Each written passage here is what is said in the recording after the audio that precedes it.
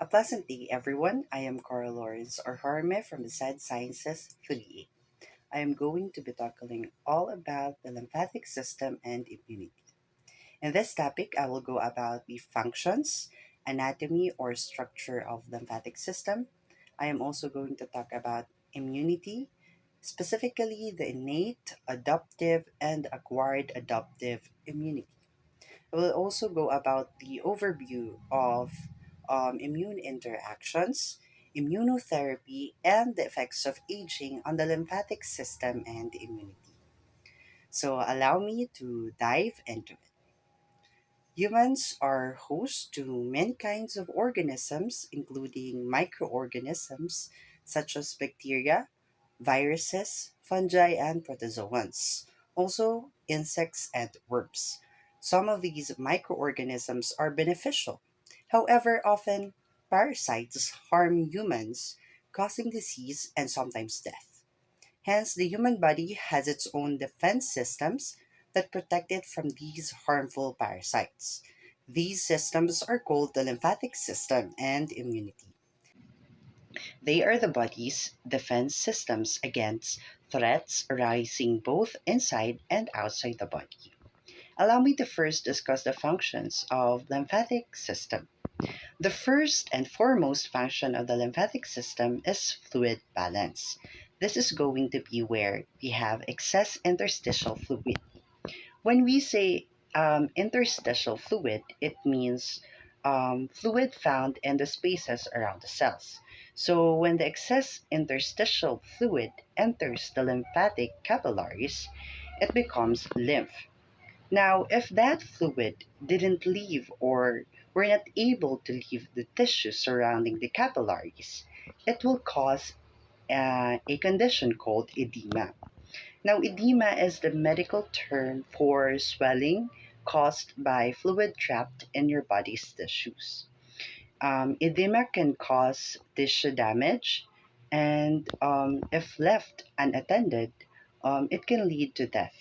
So, it is important that excess lymph will be carried into the lymphatic system for fluid balance in our body. The next function of the lymphatic system is lipid absorption. This is going to be the absorption of lipids or fats and other substances from the digestive tract via lacteals. Now, lacteals are the lymphatic vessels that line the digestive tract, and the lymph fluid that you are going to find in these areas are called chyle. Now, the third and last function of lymphatic system is defense. This is where microorganisms and other foreign substances are being filtered from lymph by lymph nodes and from blood by the spleen. Now, this defense mechanism involves lymphocytes. Now, lymphocytes are the immune system defense cells. So, when foreign substances which causes disease enters the body, this is when lymphocytes becomes handy.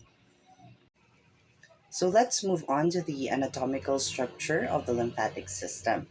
So in the figure, you will see the illustration of the different parts or structure of the lymphatic system. So we have the fluid called lymph, the lymphatic vessels, the lymphatic tissues, lymphatic nodules, and lymphatic nodes. Lymphatic nodules and lymphatic nodes are different from each other, and I will go about that later. We also have a few organs, which are the tonsils, spleen, and the thymus. So let's go to the vessels. One of the structures in the lymphatic systems are the lymphatic vessels. Lymphatic vessels are essential for the maintenance of fluid balance in our body. They serve the purpose of carrying lymph away from tissues and into the lymphatic system. They originated as small, dead end tube like structure called lymphatic capillaries. So, lymphatic vessels are formed through the joining of lymphatic capillaries. Now, lymphatic capillaries are different from the cardiovascular capillaries. They are more permeable than blood capillaries, and they have endothelium that functions as series of one-way valve. This arrangement permits fluid to enter the capillary but prevents lymph from leaving the vessel. So capillaries are found in all parts of the body except nervous system, bone marrow, and tissues without blood vessels, such as cartilage, cornea, and epidermis. Next, we have the movement of lymph through lymphatic vessels. So it occurs via three mechanisms. The first one is the contraction of lymphatic vessels. In many parts of the body, lymphatic vessels actually pump lymph along the vessel by way of smooth muscle contractions. So the unidirectional valves divide lymphatic vessels into a series of chambers, which function as primitive hearts. Lymph moves into a chamber, and then smooth muscle in the chamber wall contracts, and lymph moves into the next chamber. So it's like the lymph moves along different chambers through the contraction of smooth muscles. So some of the smooth muscle cells in the walls of lymphatic vessels are pacemaker cells. The pacemaker cells spontaneously depolarize, resulting in periodic contraction of the lymphatic vessels. So the next mechanism is the contraction of skeletal muscles. So when surrounding skeletal muscle cells contract, lymphatic vessels are compressed, causing lymph to move. And the next and last mechanism is the thoracic pressure changes. So sabi daw, during inspiration, pressure in the thoracic cavity decreases. Thus, lymphatic vessels expand, and then lymph flows into them. Now, during expiration, pressure in the thoracic cavity increases, and then lymphatic vessels are compressed, causing lymph to move. So, I have here an illustration of how lymph is formed and their movement. So, the left part A illustrates the fluid from blood capillaries, which move into tissues and from tissues into lymphatic capillaries to form lymph. Now, the right part B is an illustration which shows the overlapping of endothelial cells of the lymphatic capillaries, which allows fluid to enter but prevents it from moving back into the tissues. Now, valves located farther along in the lymphatic vessels also ensure one way flow of the lymph. So, another structure in the lymphatic system are the lymph nodes. Let's have an overview of it. They are round, oval, or bin shaped bodies distributed along the various lymphatic vessels. So, their function is to filter lymphs, which enter and exits the lymph nodes through the lymphatic vessels.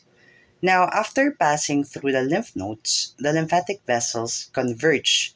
When we say converge, it means to group together. So, the lymphatic vessel converge to form larger vessels called lymphatic trunks.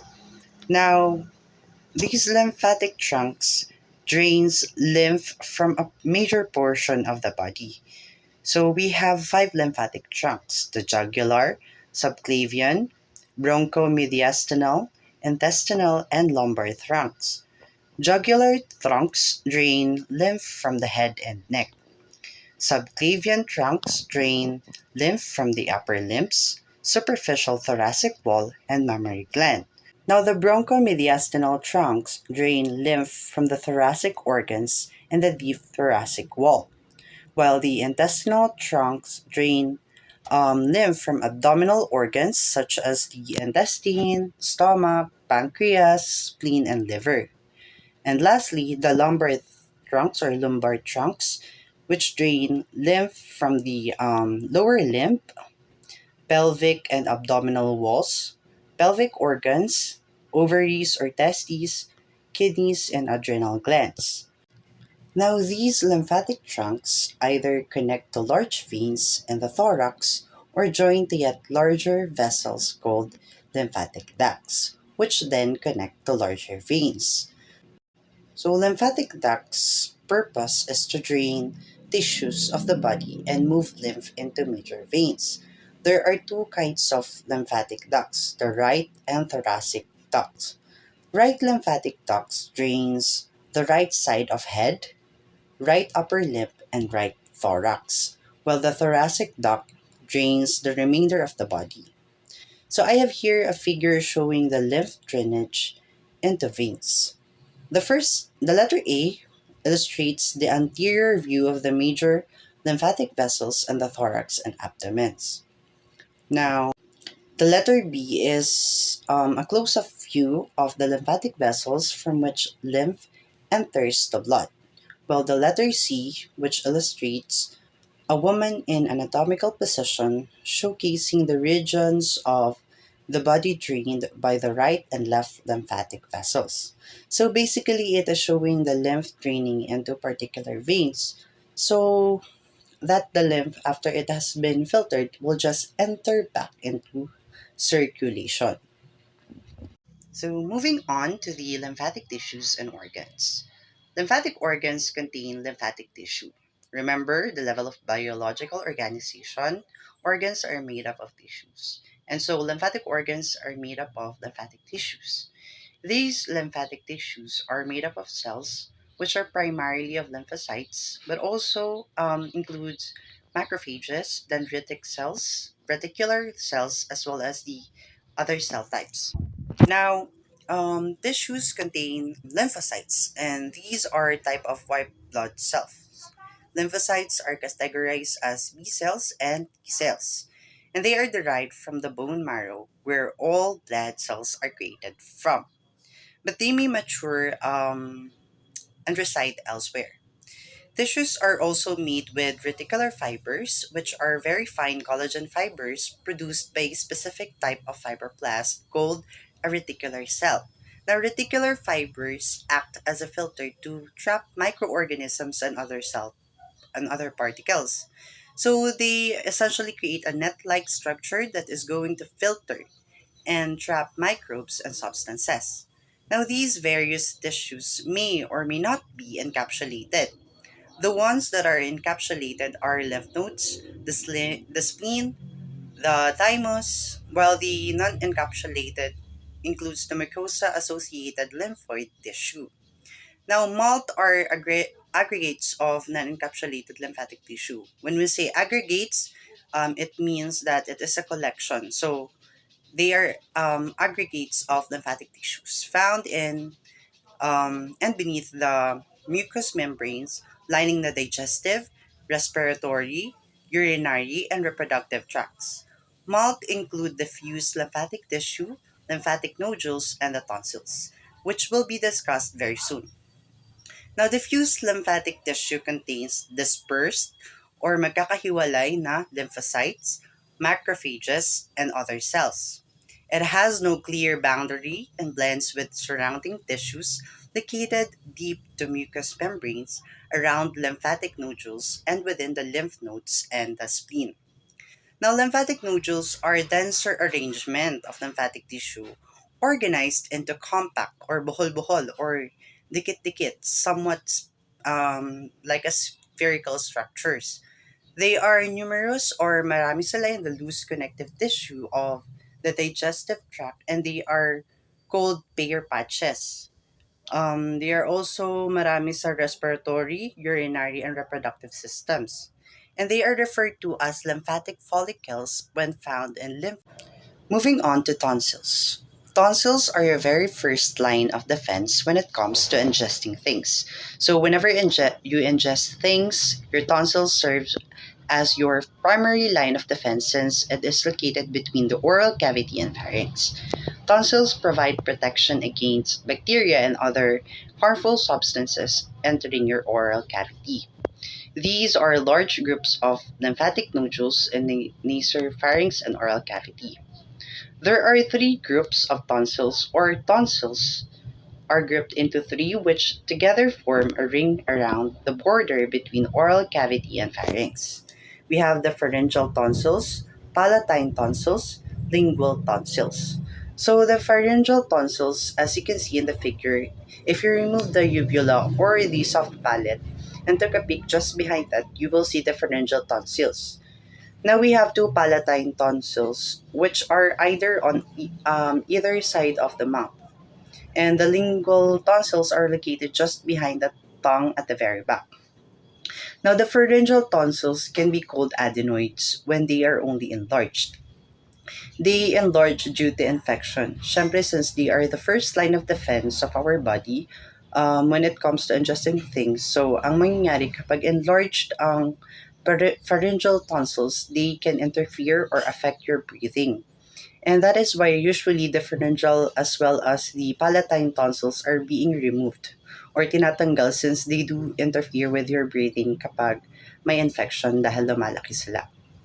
Another thing is that tonsils in adult decrease in size and may eventually disappear as you get older. Let's move on to lymph nodes, which are the only lymphatic structure that filters the lymph. They are small, round, or bin-shaped structure with 1 to 25 millimeters long. The purpose or function of the lymph nodes is to remove bacteria and other material from the lymph fluid before putting it back into your blood circulation. Now, there are two categories of lymph nodes, and that is the superficial and deep lymph nodes. The superficial ones are located near the skin, while the deeper lymph nodes are located everywhere else. They are also organized into cortex and medulla with dense connective tissue capsules surrounding them. They also have trabeculae that extends within and reticular fibers that form a supporting network.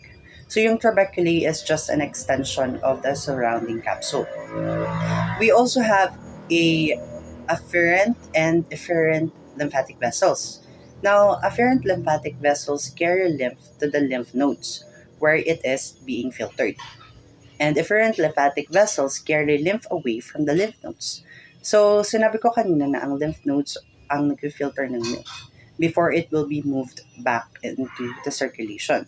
So, ang lymph na papasok sa lymph nodes are being carried by the efferent lymphatic vessels.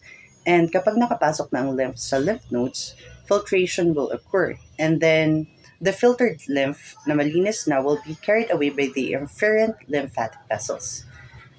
So you have roughly 450 lymph nodes throughout your body. To further discuss its function and the lymph nodes, the substances, especially bacteria or harmful materials, are going to be removed through either phagocytosis or stimulation of lymphocytes to proliferate in the germinal centers to fight the bacteria and the harmful substances. So kapag phagocytosis ang ginamit na mechanism sa lymph nodes, cells are going to engulf or phagocytize whatever it is that shouldn't be there. And kapag naman stimulation of lymphocytes proliferation, ang ginamit sa lymphocytes will fight those harmful substances. So whichever way na makapag-aalis or makakapag-get rid of whatever it is that is acting as an infection, yun ang gagamitan ng lymph nodes to filter the lymph. It says here that cancer cells often migrate to lymph nodes and unfortunately are trapped there. What will happen if cancer cells are trapped in the lymph nodes? Siyempre, magpo-proliferate yung cancer cells, just like the lymphocytes. So, they will increase in number or reproduce and can move from lymphatic system to the circulatory system and then spread cancer throughout the body if left undiagnosed and untreated. So here we can see an illustration of a lymph node. It looks like a grapefruit with like capsules coming off of them. And that is literally the capsule surrounding the outside of the lymph node. Now below is a portion of histology showing our little lymphatic tissue with the cortex and medulla and the capsule. All right, moving on to the spleen. It is one of the distinct organ of the lymphatic system because the rest of them are vessels or glands. The spleen is located on the left superior side of the abdomen. It is larger in males than it is in females, and it will also decrease in size as you get older. The spleen can be ruptured in traumatic abdominal injuries, resulting in bleeding, shock, and death. However, there is a surgery that can be done in order to avoid shock and death should the spleen be ruptured. And that is the splenectomy, which is the removal of damaged spleen beyond repair. Actually, should that happen na mawala ang spleen mo, you can still live without it because your lymphatic vessels or structures will compensate for the loss and basically will perform the function of the spleen. Di lang gaano ka-efficient as the spleen itself. Now, the spleen is made up of white pulp and red pulp, which are both lymphatic tissues. The white pulp is the lymphatic tissue associated with arteries, while the red pulp is associated with the veins within the spleen. Now, the spleen also have periarterial lymphatic sheath, which contains lymphocytes and macrophages. Now, the function of the spleen is first to destroy defective red blood cells kasi yung red RBCs, as they get older, they tend to lose the ability to bend and fold through the capillaries. And due to this factor, as they pass through the splenic cord meshwork, they are going to rupture since they cannot bend or fold. And that is how the spleen gets rid of the defective RBCs. The second function of the spleen is to detect and respond to the foreign substances. And the third and last function of the spleen is to be a limited reservoir for blood. Now, I have here an illustration of where to find the spleen as well as the parts of the spleen. So, in the first illustration, we have splenic artery and splenic vein going into the hilum or opening of the spleen. And then on the right illustration, we are looking at the white and red pulp. Remember, the white pulp is associated with the artery, while pulp is associated with veins. You can pause this video and look more into details of it. They are labeled naman in the illustration. Now, itong illustration naman is going to show you the blood flow through the white and red pulp. And lastly, this illustration shows the histology of the spleen and the trabeculae, capsule, red and white pulps, which are all labeled in this illustration. The next organ of the lymphatic system that I am going to talk about is the thymus. It is a bilobed gland, meaning it is divided into two lobes, located in the superior mediastinum, which is the partition dividing the thoracic cavity into the left and right part. It kind of sits right on top of the heart. Now, it increases in size the first year of life, and as you're developing, it remains the same size.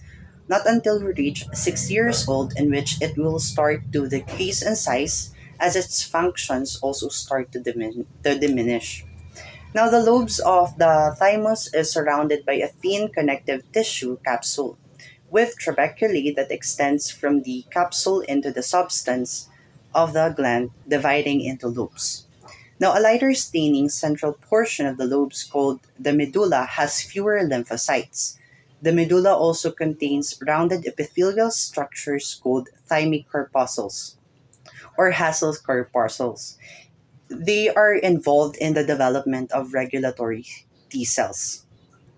Now, these regulatory T cells suppress the body's immune response and protect against autoimmune diseases. Thymus is also the site of maturation of T cells.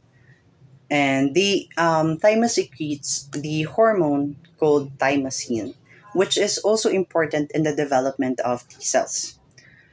So here is the location of the thymus. It kind of sits right on the top of the heart, but it has nothing to do with the functions of the heart.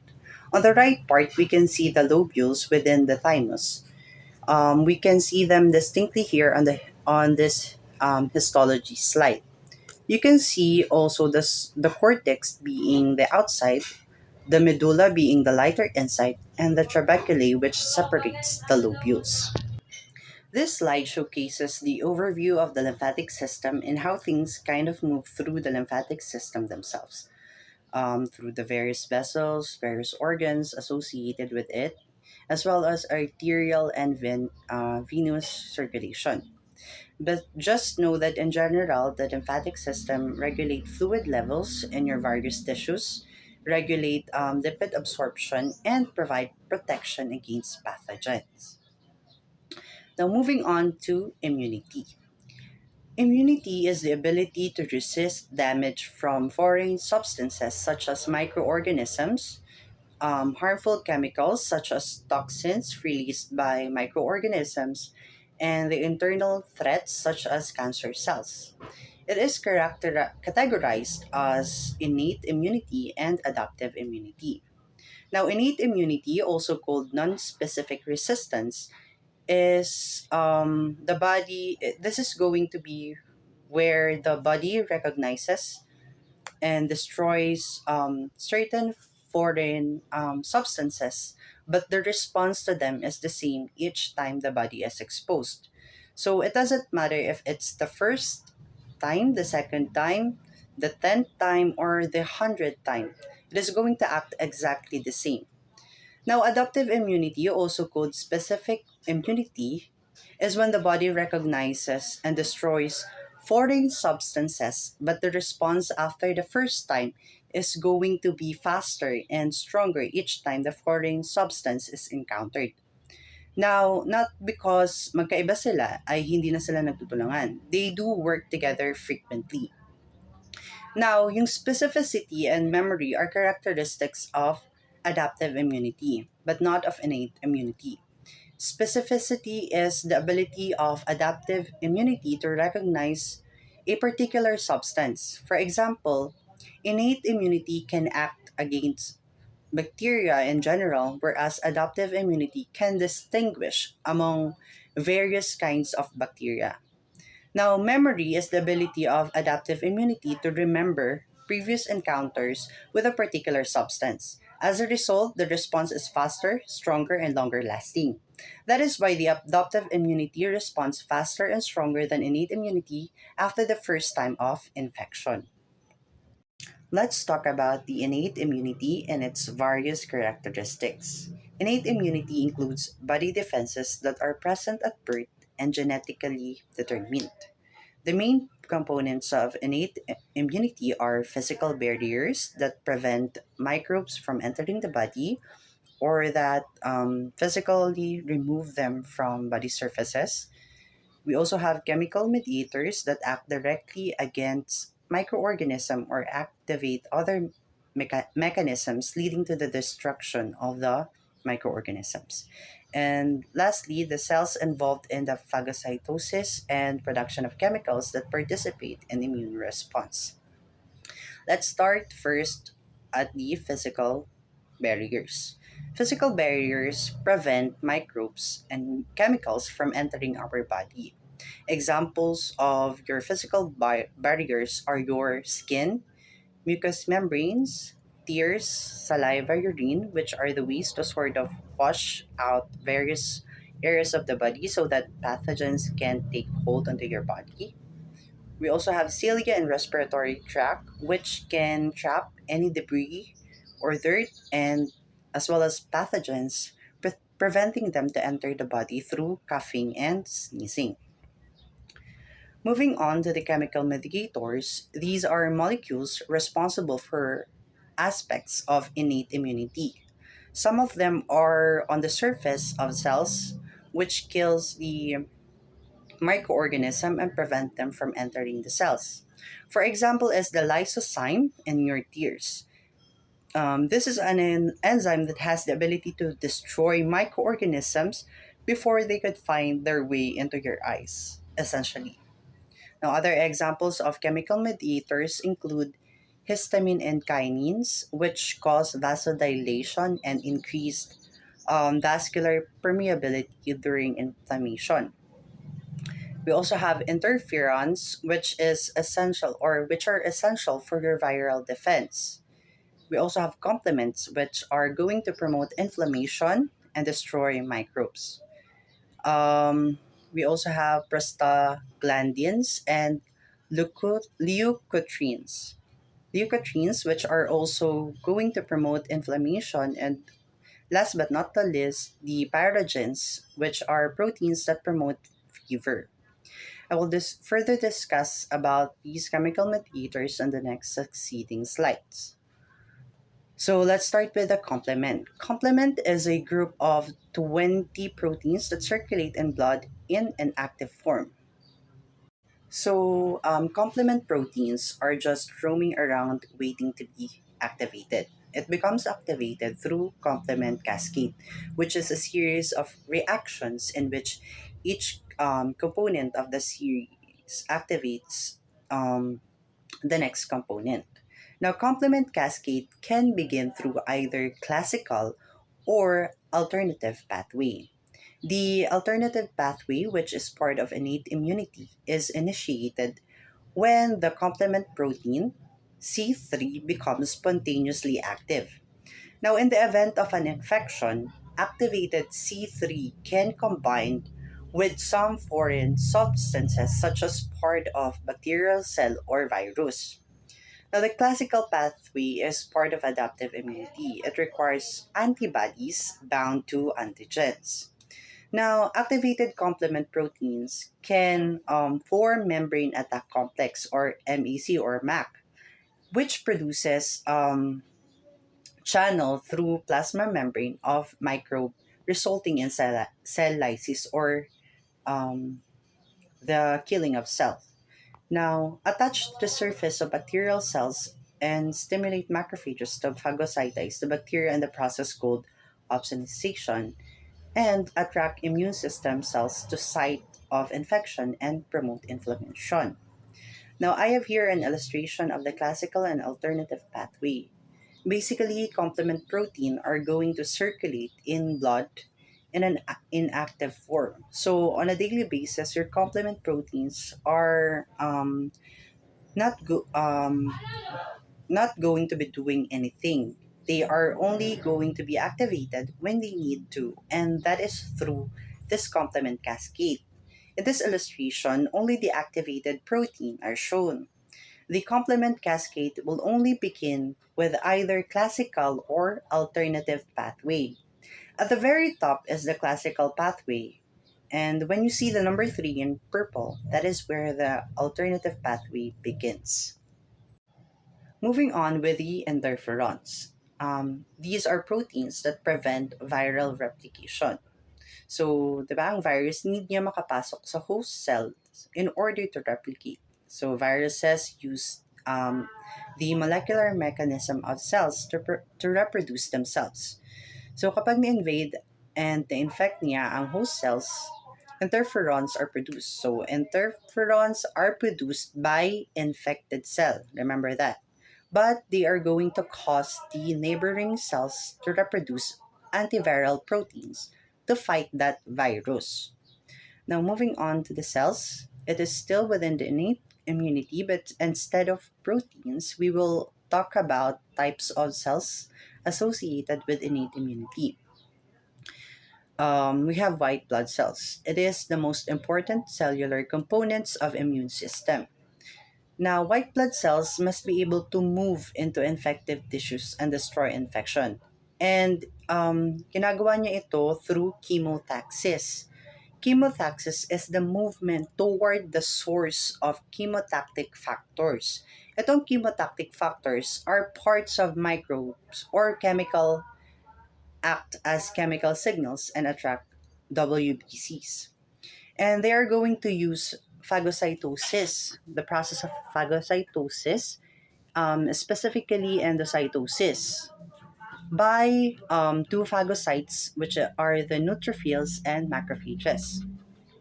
So, itong neutrophils and macrophages will engulf or phagocytize whatever it is that is harmful to the body. Again, neutrophils are phagocytic, so it has the ability to phagocytize cells. So they are the first cells to enter infective tissue, but they only last for a few hours. They regularly cross the wall of gastrointestinal tract, providing protection. Now, macrophages are large phagocytic cells. They are monocytes that leave blood and enter tissues. They are longer lived than neutrophils and they can ingest larger particles since they are more larger. They are found beneath free surfaces within sinuses such as spleen, bone marrow, liver, and lymph nodes. moving on to basophils and mast cells. Basophils and mast cells are cells that promote inflammation when activated by innate or adaptive system.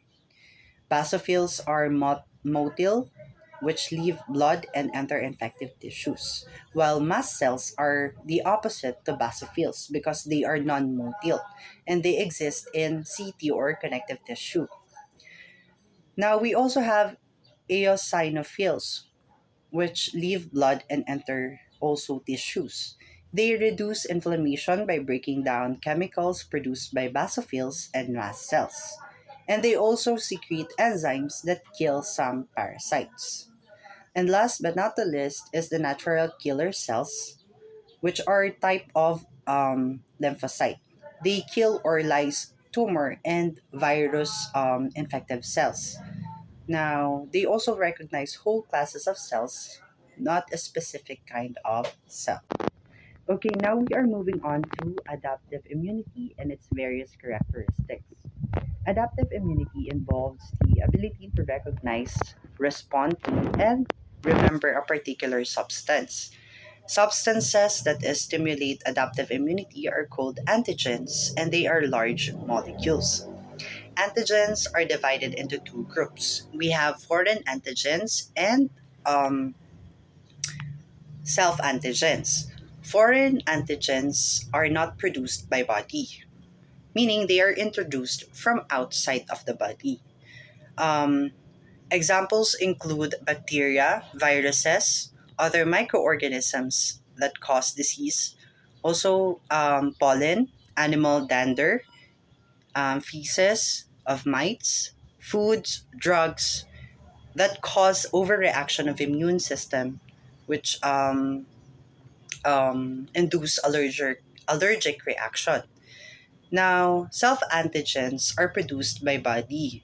They are used as markers to allow adaptive immune response to differentiate self from non-self.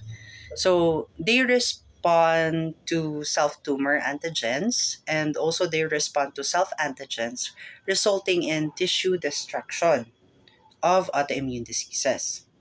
So, um, adaptive immunity involves two major types of lymphocytes. We have the B cells and T cells.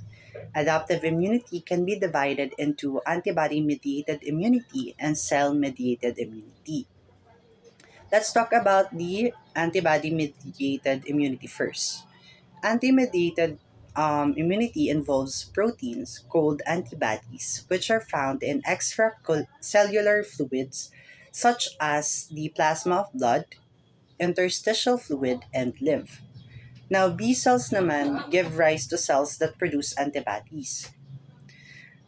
The cell-mediated immunity involves the action of T cells, specifically the cytotoxic T cells, which destroy infective cells, while helper T cells and regulatory T cells promote or inhibit both antibody mediated and cell mediated immunity. Let's now move on to the origin and development of lymphocytes. So we have positive and negative selection. Positive selection ensures survival of lymphocytes that react against antigen. These then proliferate and form clones. Now, clones are identical lymphocytes, so if the cell cannot perform immune response, they ended up dying. The negative selection naman eliminates clones of lymphocytes that react against self-antigens. By eliminating the clones that react against self-antigen, the body can prevent the destruction of own cells. Now, we have a term here called tolerance. Tolerance is the state of unresponsiveness of lymphocytes to a specific antigen, usually to self antigens or one's own cells. Because there are many different kinds of clones exist because of genetic recombination during development, the purpose of tolerance is to make it where your immune system can react to most molecules. So this slide talks about the more of the origin and development of lymphocytes.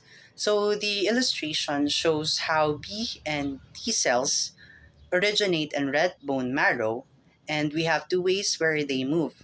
They are going to move to primary lymphatic organs where they mature into functional cells. In the case of B cells, they will move into bone marrow, and the T cells will move into thymus. Now we move on to the activation of lymphocytes. Antigens activate lymphocytes in different ways depending on the type of lymphocytes and the type of antigen involved.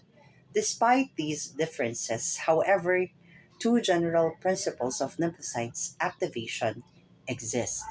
We have lymphocytes must be able to recognize the antigen, and after recognition, lymphocytes must increase in number to effectively destroy antigen. So if there's not enough numbers of lymphocytes, they cannot effectively destroy the antigen. Hence, they need to have certain number in order to combat specific antigen. Next, we have the antigenic determinants. Antigenic determinants are specific regions of a given antigen recognized by a lymphocyte. Now, antigens are really large, and so we need these antigenic determinants in order for lymphocytes to recognize the antigen. As you can see in the illustration, we have different antigenic determinants on the surface of this example of antigen. So the lymphocytes need to only to determine one of the determinants to recognize an antigen.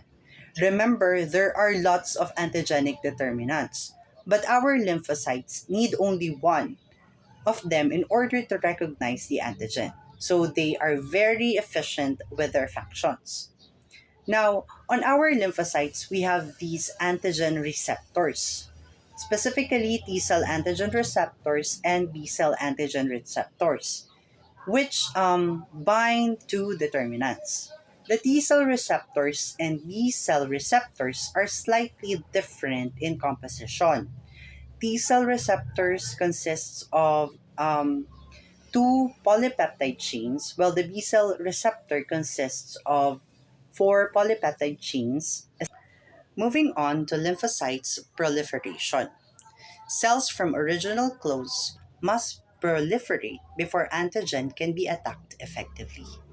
Again, as I've said earlier, we need to have enough numbers of soldiers of lymphocytes in order for us to effectively respond to an antigen. So the proliferation of helper T cells occurs first, and then APCs or antigen producing cells will um, present antigen with MHC class 2, and then the T cells with appropriate receptors will respond.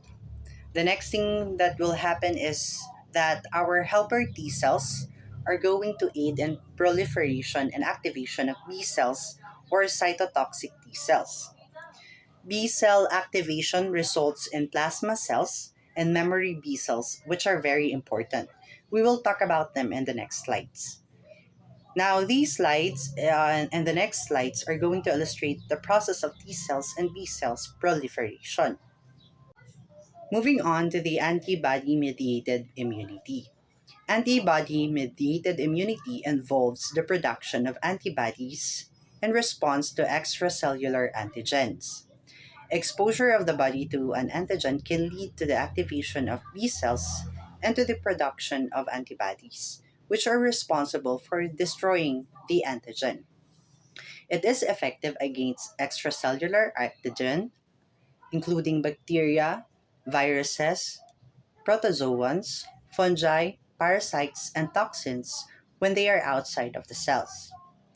Moving on to the structure of antibodies.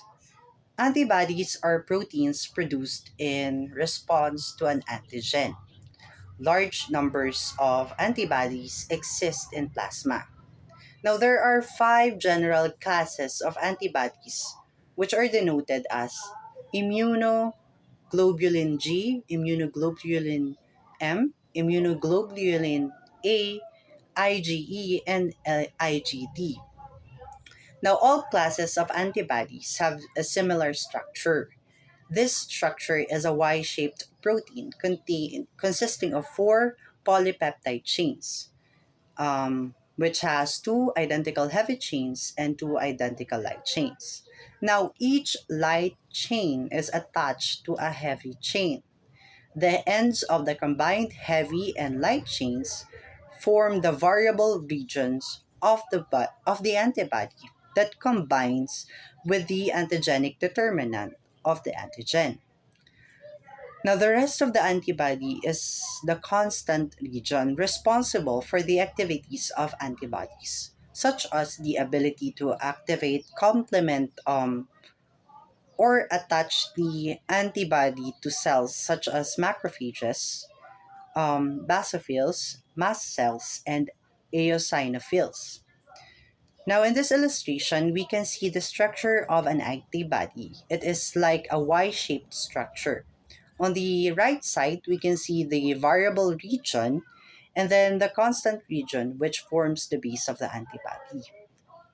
This illustration also shows the antigen binding site at the top of the structure. Moving on to the effects of antibodies. So, there are direct and indirect effects of antibodies. Direct effects include the inactivation of antigen. An antibody binds an antigen and inactivates it. Another direct effect is the binding of antigen together. So antibodies bind several antigens together. Indirect effects naman include activation of the complement cascade. An antigen binds to an antibody. As a result, the antibody can activate complement proteins, which can produce inflammation, chemotaxis, and lysis. Another indirect effect is the initiation of the release of inflammatory chemicals. When an antibody binds to a mast cell or a basophil, um, it triggers the release of chemicals that cause inflammation. And last but not the least, facilitate phagocytosis. An antibody binds to an antigen and then a macrophage which phagocytizes the antibody and antigen. Let's move on to the antibody production. Our antibody production is stimulated by two responses. We have primary and secondary response. The primary response occurs when a B cell is first activated by an antigen. B cell proliferates to produce plasma cells, which is an antibody production, and memory cells. Now, in the secondary response, it occurs during later exposure to same antigen. Memory cells divide rapidly to form plasma cells and additional memory cells. And of course, it is more fast and more great in response. In this illustration, it shows the primary and secondary response of an antibody production. Again, the primary response occurs when a B cell is first activated by an antigen. And then the B cell proliferates to form plasma cells and memory cells. The plasma cells produce antibodies, while the secondary response occurs when another exposure to the same antigen causes the memory cells to rapidly form plasma cells and additional memory cells. Moving on to cell mediated immunity.